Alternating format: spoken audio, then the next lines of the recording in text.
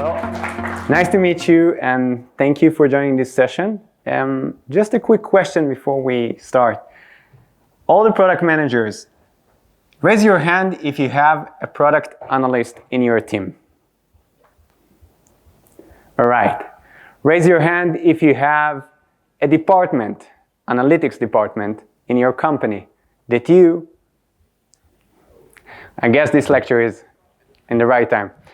So, my name is Ben. I'm the founder of the Gek Eten, which means in Dutch, awesome food.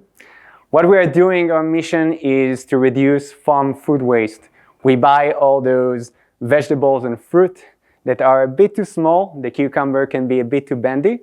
And although it's fresh and tasty, it's still considered as garbage. It doesn't meet supermarket standards, and then we buy that, we deliver to customers, and we're happy to discover that there is a market for that. But the lecture is not about a company. It's about goals, performance, and especially what in between. Talking about KPI, a huge buzzword. What exactly it means? Is it a goal, or is it a bit different when people say goal and they say KPI? Is there a difference between the two? We're going to discuss about approach of setting the right KPIs, setting a small goals that will be helpers for our KPIs, and how we should talk, like we know how to communicate with developers and designers, how we should make this approach with analysts and other data experts. So a bit about myself. I started my career as an analyst and data scientist in Dell. Then I discovered the role of product manager. I felt this is exactly what I want to do. And I'm originally from Israel, and it's a classic move to go to Tel Aviv, the capital city of startups. I joined Jolt. I was data product manager, dealing mostly with data-driven features, especially using machine learning and other AI technologies and tools. I moved to the Netherlands, started working in eBay on marketing automation, and a few months ago, one of my visits in the supermarket, I had a question, what about those perfect, but what about those not perfect vegetables and fruit and other groceries?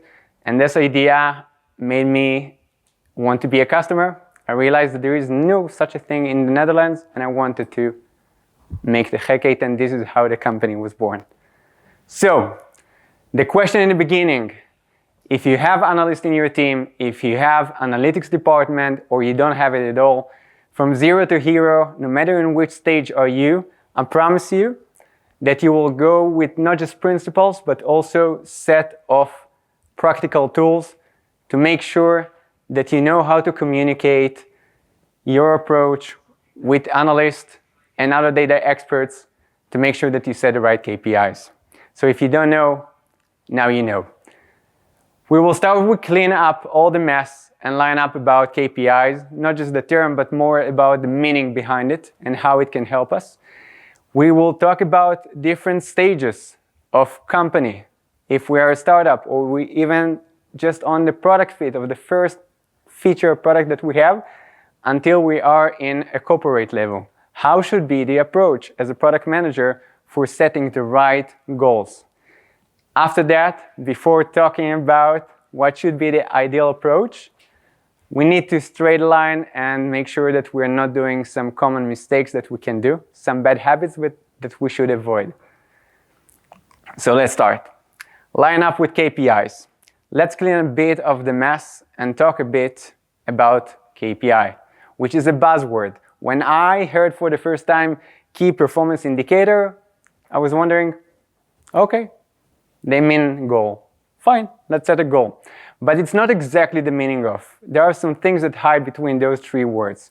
KPI means that there is a goal that we can track with data.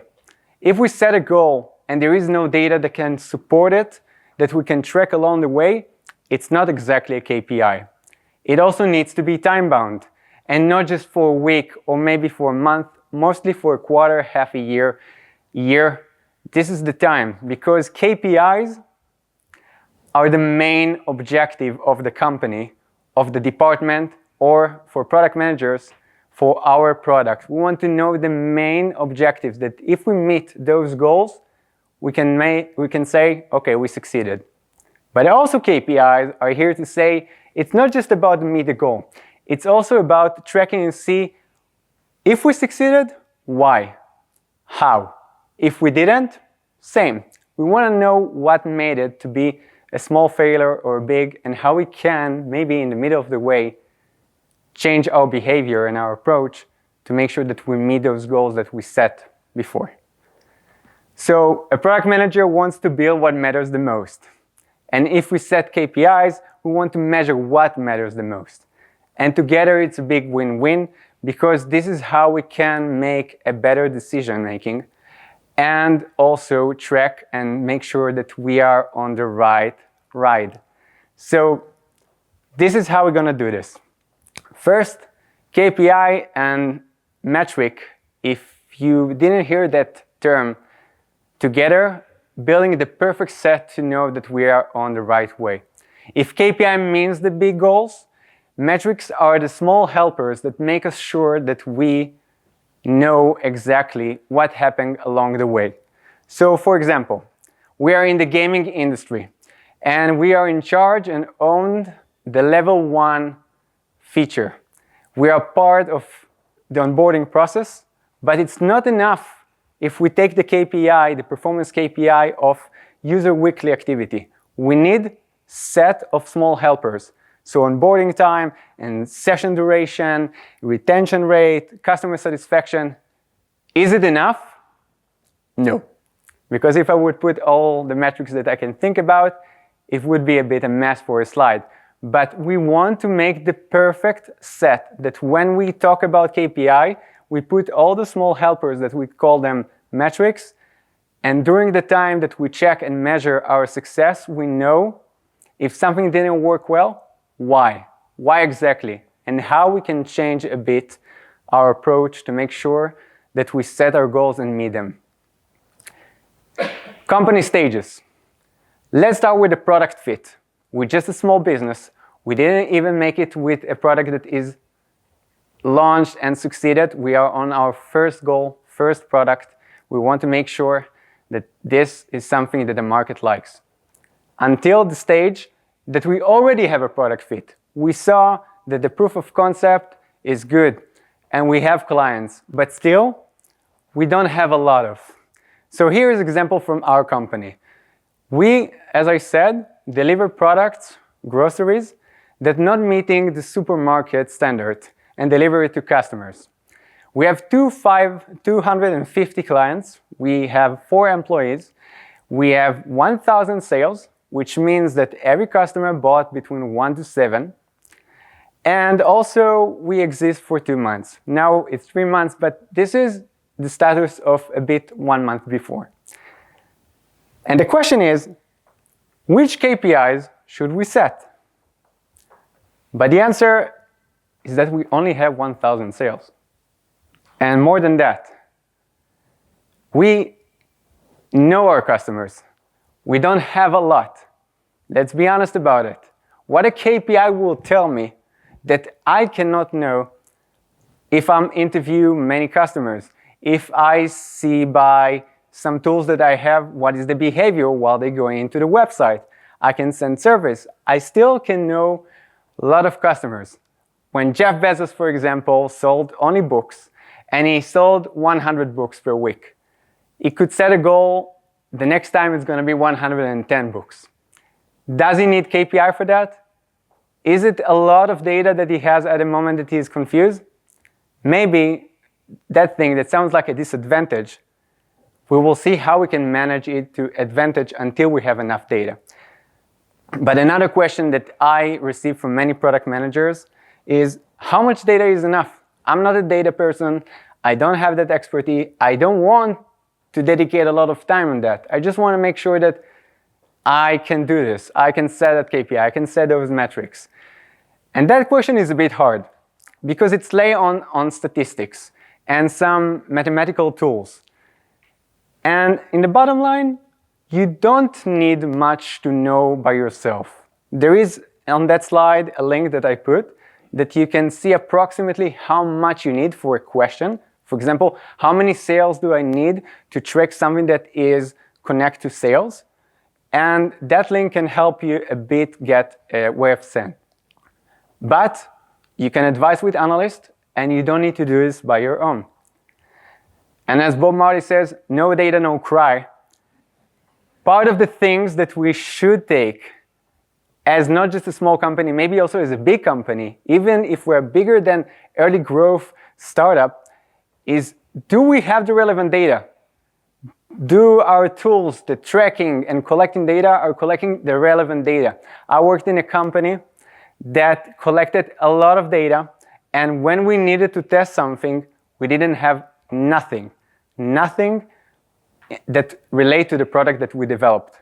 And that put us with a lot of question marks. We didn't know what to do, because part of the thing of KPIs is to make sure that we navigate to the right process, to the right success, and we didn't know how to do this. We started to collect from zero, and that was a struggle. So that is not something that we should put in the back of our mind. We should think about it a lot. Do we have the data that will support? And ask an expert, an analyst, or someone that knows a bit about data if they can help us answer those questions if we have enough data. So if you're in that stage, what I would recommend, first, it's okay to set goals without data. The example of Jeff Bezos with 100 books, it's okay if you will say that your goal is to set 110 books for next week. 10%, but it's just 10 more books. You still know what you want to get. The second thing is about discover more data points. It's easy to track and collect the basic data that we need in that stage. We can do this by connecting our platform with Google Analytics. A lot of platforms that we develop, we can connect. We can do it with some paid marketing. If we are considering with Google Ads, Facebook, Instagram, you name it, they have tools that collect for us data. We can set cookies, easy peasy, and GDPR, as a person that dealt with that in the past, when you are early stage company, the approach and the effort that you need to put in understanding how you do it, it's easy, and you can collect a lot of data. And tracking software, there are software that suggest a few months trial for free, and believe it or not, it's many times enough to collect a lot of data for you as a first start. You did this, and maybe you're a niche, maybe you're a product manager of something that is really special. Maybe there are analysts that you can advise that are from that area and can give you some advices on how to collect data that will support what you need. You have enough data, you can set KPIs. What about growing startups until corporate level? If that lecture was meant for analysts, I would say that there are many different approaches depend on the stage. But for us as product managers in similar roles, the approach is almost the same. It's similar in how we should communicate our willings, our goals with analysts. It's similar to how we should think a goal would look like in a manner of what is our product vision and product strategy. So the ideal plan is that we sit with an analyst or any other data expert that might be relevant, and we talk about our product strategy, and we trust the analyst to give the analysis expertise, and together set the KPI plan. But before we talk, as I said in the beginning, about how we should do it, it's really important to talk about what not to do. And I know it sounds a bit negative, but that comes from experience, and also for this lecture, I collected from many analysts what they feel are the classic mistakes and bad habits that we product managers a bit putting in the middle of figure it out. So those are the classic ones, and that's okay, part of you are like that, because it's about time to change it to something that will make you setting KPIs better. So what not to do? Common PA mistakes.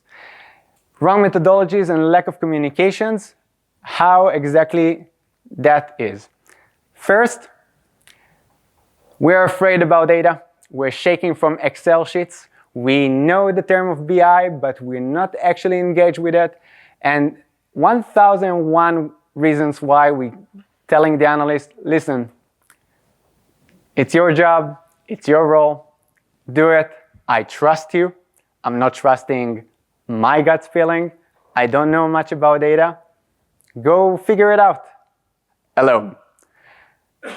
Don't be surprised if the dashboard will look like that and you don't know nothing about that dashboard, and no matter how much you look like you know, everything's set apart because the analyst did a great job. You let them figure it out alone. Assuming that they need to figure it out alone, this is how it will look like. What if it's going to be the other way around? Which take us to the classic number 2. You don't believe in data, or again, you're afraid, shaking a bit from data Excel sheets. You feel that those mathematic models, it's too much. No matter what is the reason, you feel like you can do this alone. And analysts, they're not maybe that creative, or maybe if I will talk with them about it, I'm going to waste my time because they will tell me exactly what I think, and maybe I should do this alone. I know about many product managers that had that thing, and it's okay. It doesn't come from a bad thing. It's just a bit habit that we should change. Another thing is copy-paste. Because Google said, and there is an article on Medium that says the best 10 KPIs for product in your sector. And another CPO or someone else that we follow and says, well, we put those KPIs and we really felt that this is the right one to track our goals. Oh, I'm from that sector. Maybe I should put also those KPIs. And the thing is that it's super dangerous. Until you talk with your teams, until you set everything, not just talking about goals, the whole development process, talking about market research until launch your product. And the KPIs that you put are from something else that you heard, that might lead to a failure. And although it sounds, well, this KPI sounds like something that we should. If we don't take this copy-paste and put it away and realize that our data is specific, and those other articles and other leaders, other CPOs, and any other people that we follow, they have different data sets, we will not achieve our original KPIs because there are hundreds of, thousands, and we only need a few. Same with metrics. We need a great set of metrics that will be specific to what we need. And every business needs a bit different KPIs, and every product in every business, you got it. If we don't have colleagues, and that relates to the first question that we have, and we are in a position that we can talk about it and suggest it to the higher management that we should hire an analyst, maybe it's the right time. Maybe it's like other things that are pain points in the manner of growth that we should consider hire an analyst. There are many companies that hire consultant or a freelancer because we don't want to commit, or we think it's a cheaper solution, even having a software that might be risky, because it's not just about analysts to have the role of telling you the story behind data. Like you and other roles, they know the company culture. There are things that are hard to describe with just figure the data out. No, analyst knows a lot of things that he can or she can connect with what you need. And now to the ideal approach. So, of course, the bottom line is sync with an analyst or any other data expert and talk about data insights that he or she has with the product vision and strategy that you want to put together, and realize which are the KPIs and metrics that we want to add. I want to introduce SMART, and I know it's not meant for KPIs, but it also supports the idea of setting KPIs. SMART is a methodology that usually comes for how we measure and set the right goals, and it's also a great fit for KPIs. S means the specific. We want to tell the analyst what is the product, what are the accomplishments that we want to achieve, what are the responsibilities, and also what are the steps that we're willing to take to make sure that we accomplish what we want. After that, we want to make sure that we measure what we need. If I will ask you how happy you are, and if you can measure that, it's going to be a bit hard. But we need to take it to numbers, percentage, time duration, things that we can measure and track. Achievable, reality check. Are we going too far? Make sure that when we explain things to the analyst, he makes sure he understands exactly what we think we told.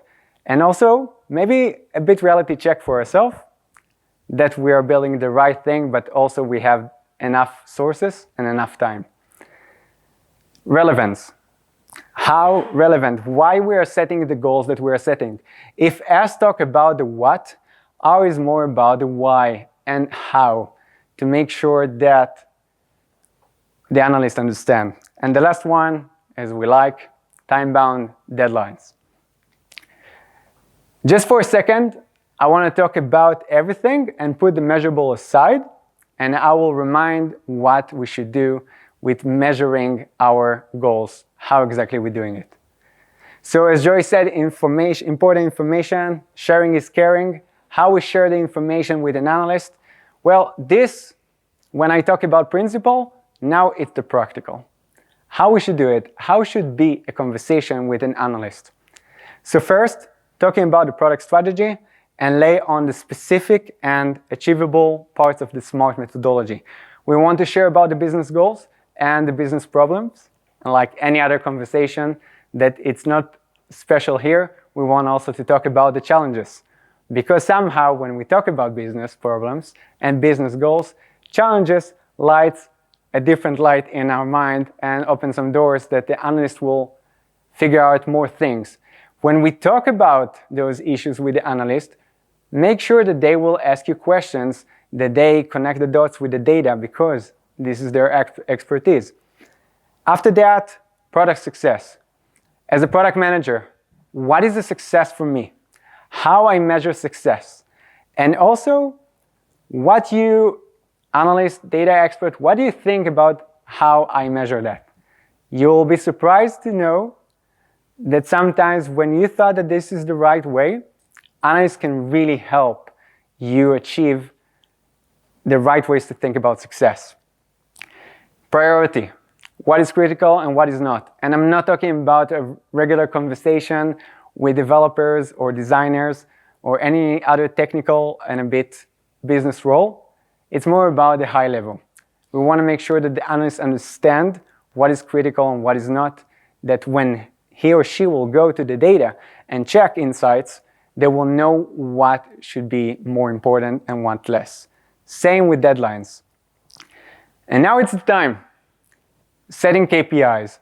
We have everything. We just need now to talk about which KPIs, which goals that we can track with data, and what are the metrics, the small helpers that will build the perfect set. Now, it's analyst time. Or other data expert that will check without your help for that moment and take all the discussed KPI and check with the data if we have enough data to support it. Or soon, in the near future, we will have enough data. The other thing that might pop up is that there are other KPIs, other metrics that the analyst after the conversation thought about and he would like to suggest it in the final decision. Talking about everything, what we can achieve, which KPIs we can really set and which are not, same with metrics. And then we go to that measurable part in the SMART methodology that we put aside for a second. If, for example, I as a product manager talk with the analyst that I want to double, in our example, level 1 feature, I want to make sure that the weekly user activity double in 2. Maybe the analyst say, well, the data tells it a bit differently. Maybe we should go on 1.5 for the next 4 months. And maybe it's too low. Maybe we should go higher. It's also what the data tells. After we said that, we need to keep in our mind that it's not just about setting goals, it's also about risk management and make sure that we put some things that will be a flag, alerts.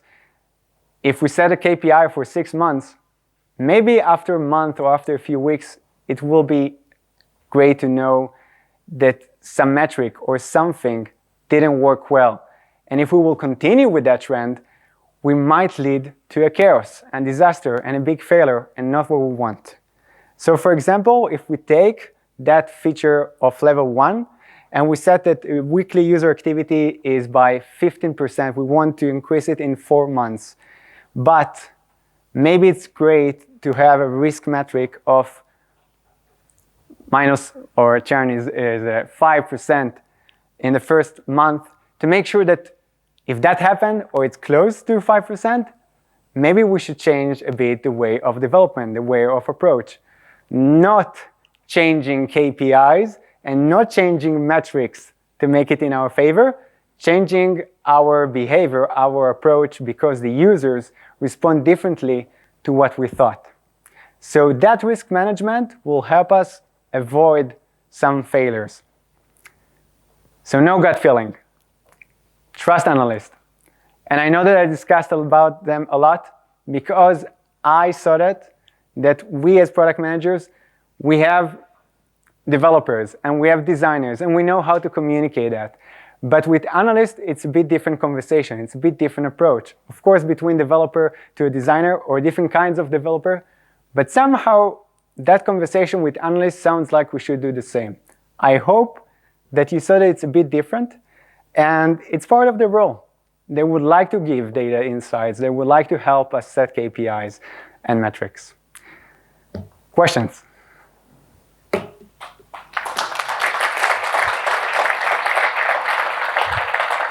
Thanks so much, Ben. We are definitely not going to keep you from lunch. So we have time for a couple questions if you want to put them up on Slido or raise your hand. All right. So measuring things like happiness is very hard. Do you have any advice on how to turn qualitative observation into KPIs? It's a good question because it's something we shouldn't avoid. As product managers, we have to interview. It's not just have to, it's super important. There are so many things that, as much as we like to say data tells everything, there are many things that talking with our users discover. So talking about qualitative, I would like to combine it. So if, for example, we take that gaming, I would like to interview users in many phases. For example, walk me through from the minute you started the game until you finish level 1 or level 2, level 3, what did you feel? And also combine it with the data that I have and see that there is a correlation. Great. Maybe it tells something that we can know and set goals by that. Oh, maybe it's different. Somehow we see that users say one thing, but the data says different.